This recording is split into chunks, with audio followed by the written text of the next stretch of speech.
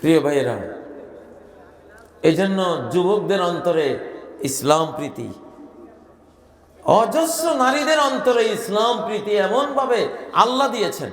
যে শিক্ষা ব্যবস্থা এখন আছে সারা ওয়ার্ল্ডে, আমাদের দেশেরও যে শিক্ষা ব্যবস্থা মুসলমানদের মধ্যে আছে, এই শিক্ষা ব্যবস্থার মূল চাবিকাঠি হলো আবু জাহাল, আবু লাহাব, উতবা, সাইবা। এই যুগের আবু জাহাল, আবু লাহাব, এই যুগের উতবা, সাইবাদের হাতে টোটাল শিক্ষা। আমি কি বলতে চাই আমার মনে হয় আপনারা বুঝতে পারতেছেন। একটা মুসলমানকে একটা অমুসলমানের শিক্ষা দেওয়ার কিছু নেই। তুই বেটা নিজেই নাদান আবু জাহাল, তুই আমারে কি শিখাবি?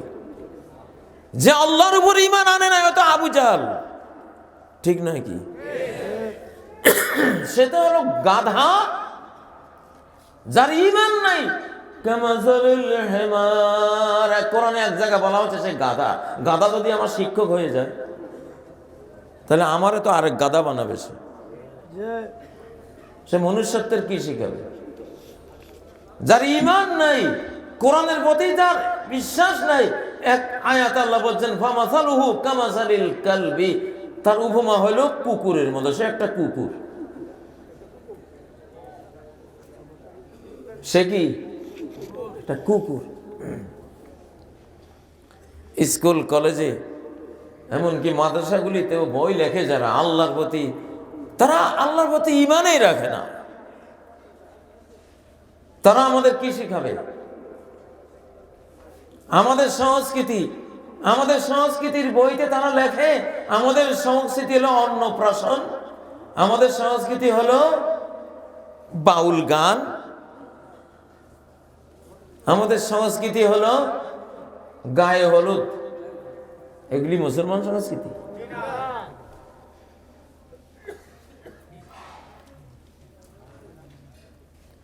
একটা চক্রান্ত আছে, বৈশ্বিক চক্রান্ত। মুসলিম জনগোষ্ঠীকে আগামী 20 বছর পর্যন্ত এইভাবে কুশিক্ষা দিতে পারলে 20 বছর পরে সব নাস্তিক, সব বেঈমান হয়ে যাবে। তাদের চক্রান্ত হলো এটা। ওয়ামাকারু মাকারাও ওয়ামাকারনা মাকারা। ওরা একটা চক্রান্ত করতেছে তলে তলে, আল্লাহ নিজেও আরেকটা কৌশল করছেন। আল্লাহু আকবার। কি আশ্চর্য!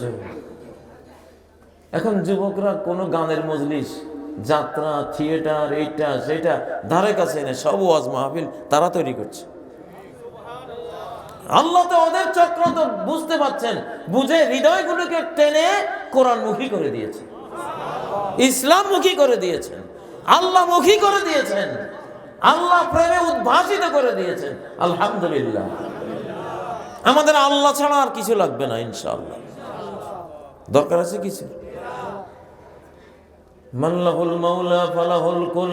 যার আল্লাহ আছে তার সব আছে।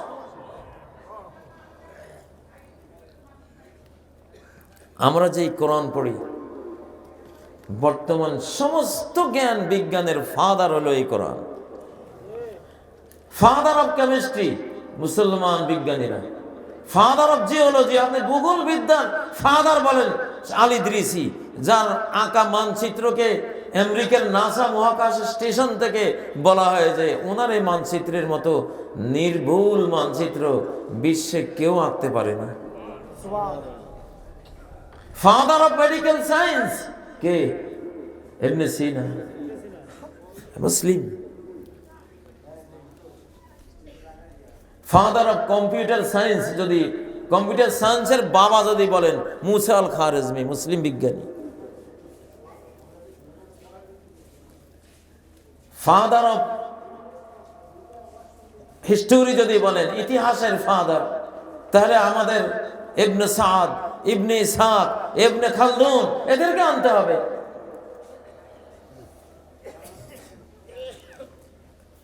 আমরা মুসলিমরা এই জ্ঞান বিজ্ঞানের জনক, আলহামদুলিল্লাহ।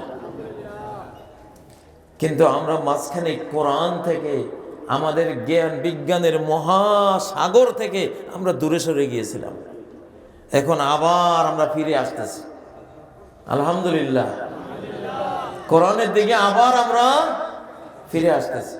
এখন মুসলমানের উচিত কোরআন পড়া, হাফেজে কোরআন হওয়া, হাফেজে হাদিস হওয়া, আর কিছু লাগবে না। আবার সব জ্ঞান বিজ্ঞানের ধারক বাহক হয়ে বিশ্বকে শেষবারের মতো এমন নেতৃত্ব মুসলিমরা দেবে যে 8 মহাদেশ, মহাদেশ তো 7টা আছে, আরেকটা আছে অ্যান্টার্কটিক মহাদেশ, ওইটাও এখন আবিষ্কারের পথে। 7 মহাদেশ আরো 1 মহাদেশ সহ 8টাই চালাবে মুসলিম উম্মাহ ইনশাআল্লাহ। কিন্তু আমাদেরকে কোরআন পড়তে হবে। কি পড়তে হবে? আর কি পড়তে হবে? হাদিস পড়তে হবে।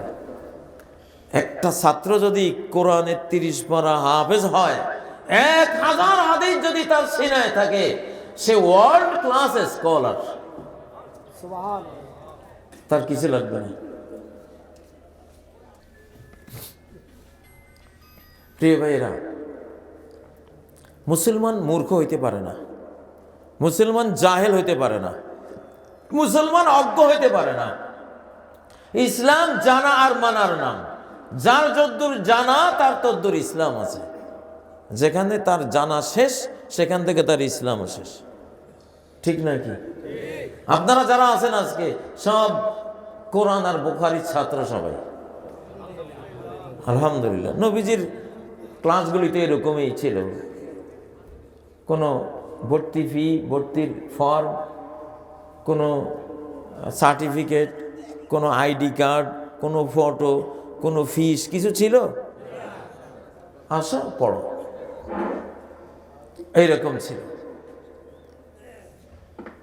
আপনারা আপনাদের বাচ্চাগুলিকে ধর্ম শিক্ষা দেবেন আর কারিগরি শিক্ষা দেবেন, আর কিছু লাগবে না, কিচ্ছু লাগবে না। হাফেজে কোরআন হও, 500, 1000, 1500 হাদিস মুখস্থ করো, এরপরে গিয়ে কম্পিউটার সায়েন্স পড়ে বিশ্বকে চালাও, যাও, কিছু লাগবে না।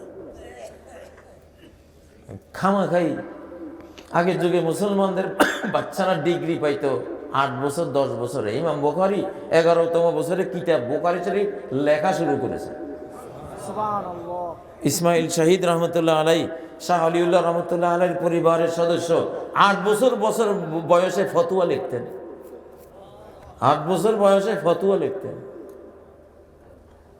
ব্রিটিশগুলি দেখলো, ব্রিটিশরা দেখলো এই মুসলমানের বাচ্চা এত ছোটকালে এগুলি এক একটা আল্লামা, এক একটা জ্ঞানের জাহাজ। এগুলি যৌবনকালে আমাদের বিরুদ্ধে যখন কথা বলা শুরু করে, এদের সাথে পারার কোনো বুদ্ধি নেই। এই জন্য বুদ্ধি করে এমন স্কুল কলেজ বানাই দিছে, স্কুল কলেজ বিশ্ববিদ্যালয় পাস করতে করতে বুড়া,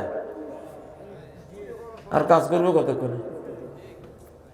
বিদ্যালয় না বৃদ্ধালয়, হ্যাঁ বৃদ্ধালয়, বুড়ালয়, কি লয়? Old home. অনেক ছাত্ররা কয় হুজুর পড়তে পড়তে তো বয়স শেষ, কি করবো? এটা চক্রান্ত এগুলি।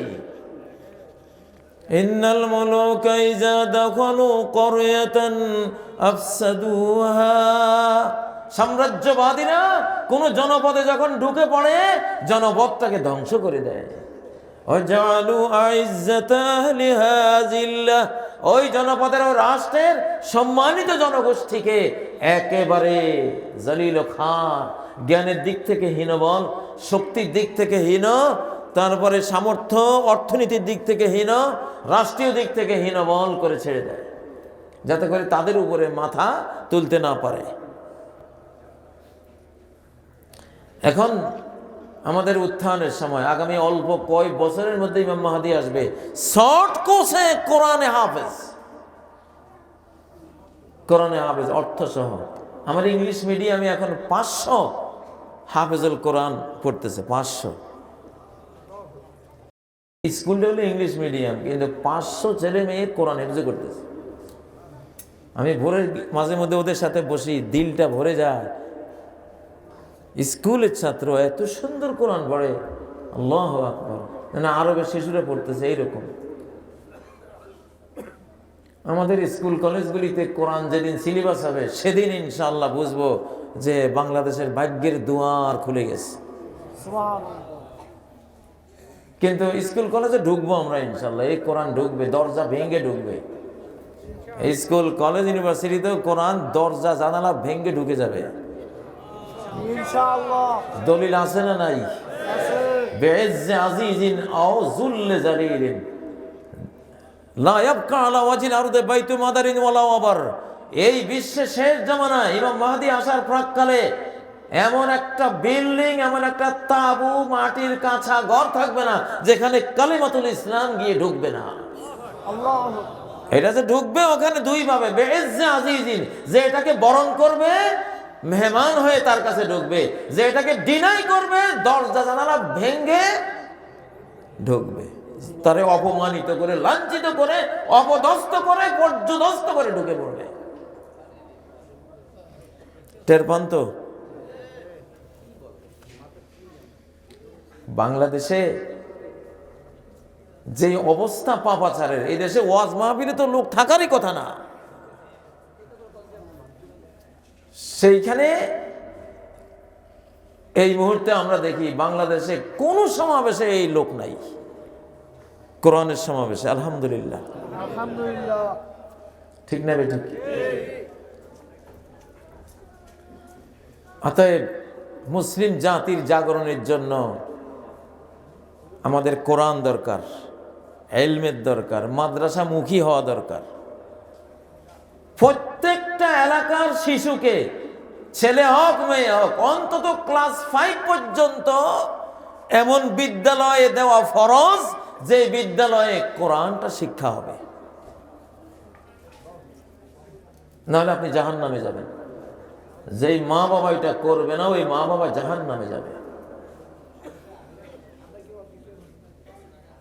ইয়া আইয়ুহাল্লাযীনা আমানু কু আনফুসাকুম ওয়া আহলিকুম নারা। সূরা তাহরিমের 6 নম্বর আয়াতে আল্লাহ বলেছেন, ওহে ঈমানদাররা, নিজেদেরকে জাহান্নামের আগুন থেকে বাঁচাও, তোমাদের পরিবার পরিজন, সন্তান সন্ততিকেও জাহান্নামের আগুন থেকে বাঁচাও। মুফাসসিরিনে কেরাম লিখেছেন, বাঁচাও কিভাবে বাঁচাবা? বিতারবিয়াতিহিম তারবিয়াতান দীনিয়াতান ওয়া তালিমিহিম তালিমান ইসলামিয়ান কুরআনিয়া। তাদেরকে ধর্মীয় ইসলামিক তালিম তরবিয়ত দেওয়ার মাধ্যমে জাহান্নাম থেকে বাঁচাও। আমার বাবা যদি আমাকে স্কুলে পড়াইতেন, আমি আজকে ওয়াজ মাহফিলে আসতাম?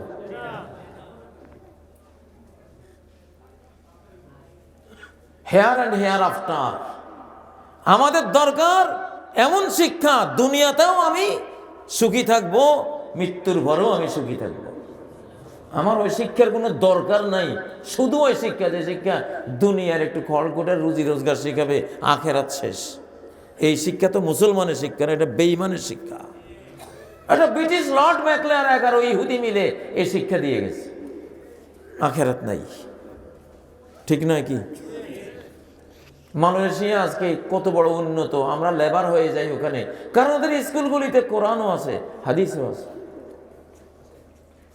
ম্যাট্রিক পাস করতে করতে ওরা খতিব হয়ে যায়, ওরা আরবিতে বক্তব্য দিতে পারে। আপনারা যারা ওয়াজ মাহফিল তো বছরে হয় 2-4টা হয়, এগুলি উৎসাহ তৈরি করার কাজ দেয়, কিন্তু স্থায়ী কাজটা হলো মাদ্রাসায়। জাতির কর্ণধার, ইঞ্জিন তৈরি করে দেবে। আমার তো আল্লাহ বাচ্চা দিয়েছে 10-11টা যা আছে, আমাকে যদি সারা দুনিয়া দিয়া বলে যে কাজী সাহেব তোমার সারা পৃথিবীর রাজত্ব হাতে তুলে দিচ্ছি, একটা বাচ্চা স্কুলে দাও, আমি দেব না। তোর লাথি মাত্র পৃথিবীর, আমার একটা বাচ্চা, তোর এই পৃথিবীর মতো 100 কোটি পৃথিবী আমি আল্লাহর কাছ থেকে নেব, একটা বাচ্চাকে কোরআনের শিক্ষা দিয়া।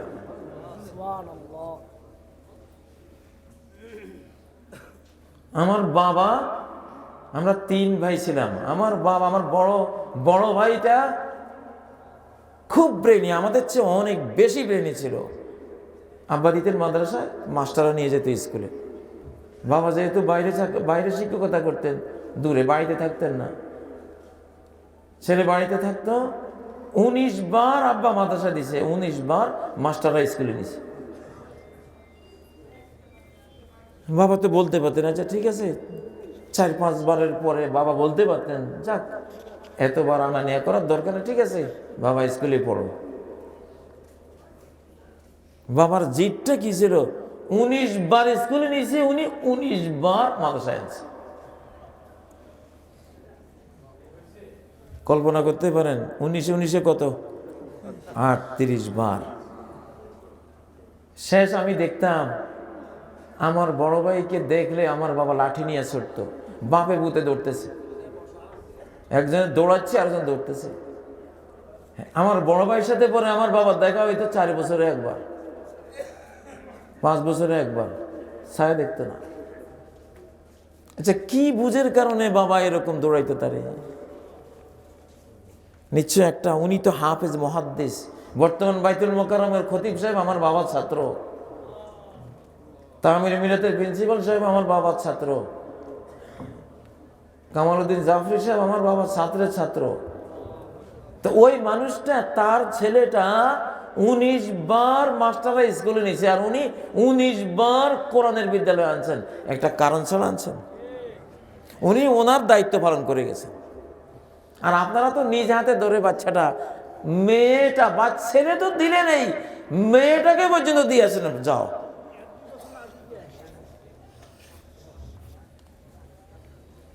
আমি তো বললাম আমার ভিতরে এই জিদটা আছে। আমি আল্লাহ আমার উসিলা আমি 5000 মক্তব তৈরি করে 1 কোটি শিশুকে কোরআন শিখেছি আমি সারা বাংলাদেশে। আল্লাহ আমাকে তৌফিক দিলে এই পৃথিবীর একটা শিশু কোরআন শিক্ষা ছাড়া থাকবে আমি দেব না। আমার ভিতরে জিদটা কাজ করে, কেন আমি বুঝি কাকের বাসায় কুকিলের ডিম, ঠিক না কথা? স্কুল কলেজ দিয়েই তো কোরআন মাইনাস, হাদিস মাইনাস, ফেকা মাইনাস, সালাত নাই, দিন নেই, একদল অন্ধ, ধর্মের ব্যাপারে, কোরআনের ব্যাপারে অন্ধ বানাই দিছে কিনা? স্কুল কলেজে দুর্নাম করতেছে না, বানাইছে তো ব্রিটিশরা। কারা? ব্রিটিশরা করছে, চাপরাশিয়ার কেরানি বানাবার জন্য। মুসলমানদের উচিত ছিল, ওরা করছে এটা ঠিক আছে, কিন্তু আমরা কেন আমাদের স্কুল কলেজে কোরআন রাখবো না? আমরা